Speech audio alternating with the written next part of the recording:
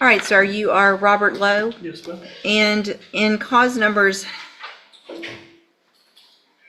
okay, so we were here before, and Mr. Lowe had entered pleas of guilty in cause numbers 19, 32661, 32662, and 32663. Yes. There was an agreement that you guys had reached for a 7-year deferred probation.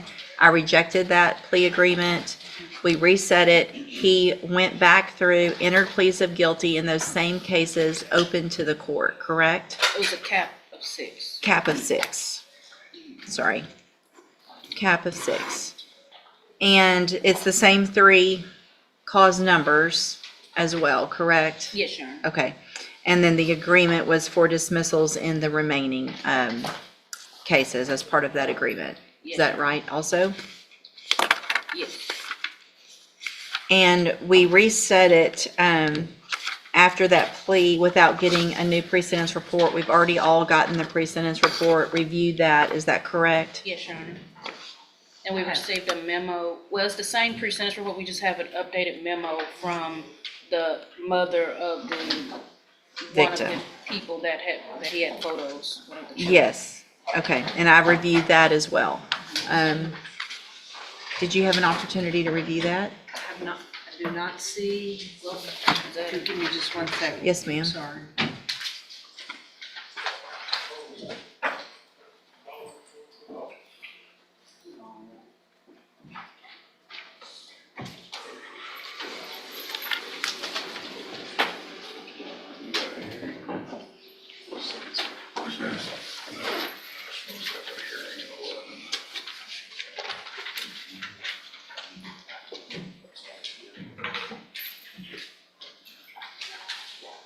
Okay, Judge. I've reviewed that in the original PSI. Obviously, the court is aware I was not involved with the offers in this case.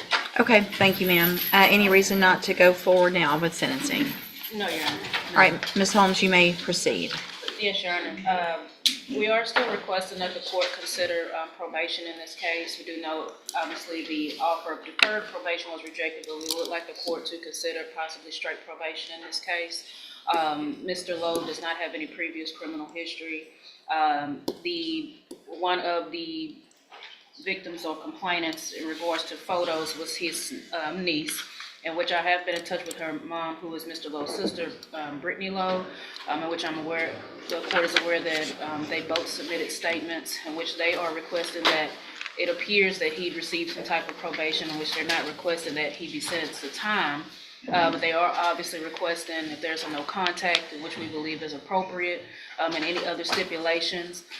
So, Your Honor, we are asking that the court consider straight probation possibly, maybe the 6 years probated for 10 years, just to make sure that Mr. Lowe has a watchful eye on him to show that he can abide by the rules and regulations of the court. This offense did appear to be back in 2018. I will say, to Mr. Lowe's credit, he doesn't appear that he'd have been in any trouble since that time. There were no new cases filed or anything like that. So I would say, to his credit, within the last 7 years, that he has not committed any additional offenses. He does take full responsibility for his actions in these cases, and he's aware of what the possible maximum punishment will be. But I do believe that he can stay on the right track. The plan, if released and placed on probation, and that he will continue to live with his mother, who's 80, in her 80s. I'm sorry, she's 73. 73, okay. She calls me quite a bit. But the plan would be for him to reside with her, which there are no children in that home. His sister and nieces, nephews live in separate locations. And so we're just asking that he be given that opportunity. Ms. Malfino, I know you're just stepping in. Obviously, I have a lot of information that I've gone through with all of this. Do you have anything to add? No, Judge, other than certainly I'm understanding of the court's hesitancy for the original probation offer, which makes it difficult for me to stand and argue for probation at this juncture. I appreciate the statements that they emailed in. However, due to the nature of the offense, my position would probably have to be pen time, Judge, or in lieu of that, maybe some type of a hybrid, whereas he goes to the pen and one and is on a lengthy probation on another. I know the court's You read not my your mind. favorite thing. So, based on everything you know, Judge, I'll defer to what you think is best. Okay, thank you, Ms. Malfino. So I do want to make sure we're all on the same page, and I have done different types of hybrid sentencings before. But the first thing I want to make sure is everybody agrees with me legally that if I give probation on any of the cases, straight probation, that I can then give a 10-year sentence probated for 10 years, for example. Because it's probation, then that cap at the end, we've looked into that. So I want to make sure everybody understands and agrees with that. Right. So, Mr. Lowe, you know, I've already gone through at when we were here for sentencing before, obviously my issue with the plea agreement and the fact that it wasn't, not that possession of child pornography is in any way okay, it's not ever. But the fact that you actually took pictures of your own niece is the problem that I have. The initial version that you gave, it sounds like you finally came around and told at least somewhat of a truth, but the initial version of I was trying to protect children is just ludicrous, and makes no sense at all. So that gives me some great concerns. Obviously, if I just gave you prison time, I don't know that that gets me where I would like to be, because I think you need some treatment as well as probably some time, both. Because I want everyone protected if you are out or when you are out, because you'll get out of prison. So what I'm going to do in your cases, in cause number 19-32661, find that you entered your plea freely and voluntarily, find sufficient evidence to find you guilty, and at this time find you guilty of the third-degree felony offense of possession of child pornography. I'm going to sentence you in that case to a term of 5 years in the institutional division of the Texas Department of Corrections. You will receive credit on that sentence for any time that you've been in custody that the law gives you the right to receive. Then, in cause number 19-32662, also find sufficient evidence to find you guilty, and in that case, find you guilty of possession of child pornography. Sentence you in that case to a term of 10 years in the institutional division of the Texas Department of Corrections, but I'm going to probate that and place you on probation in that case for 10 years. In that case, I'm going to order a $1,000 fine and that you follow all of the rules and conditions of probation, which I'm going to talk about in just a few minutes. And then in cause number 19-32663, also find sufficient evidence to find you guilty, and at this time find you guilty of possession of child pornography. In that case, sentence you to a term of 10 years in the institutional division of the Texas Department of Corrections, but I'm going to suspend that and place you on probation for 10 years. You'll be ordered to pay a $1,000 fine in that case and to follow all of the rules and conditions of probation. So here's what that means. First of all, you're going to do the 5 years first. Whenever you either finish that 5 years or make parole. Here's the structure most people miss. This isn't just a sentence. It's a trapdoor. It's a prison first, then probation stacked behind it. If he fails treatment later, the punishment is already locked in and waiting.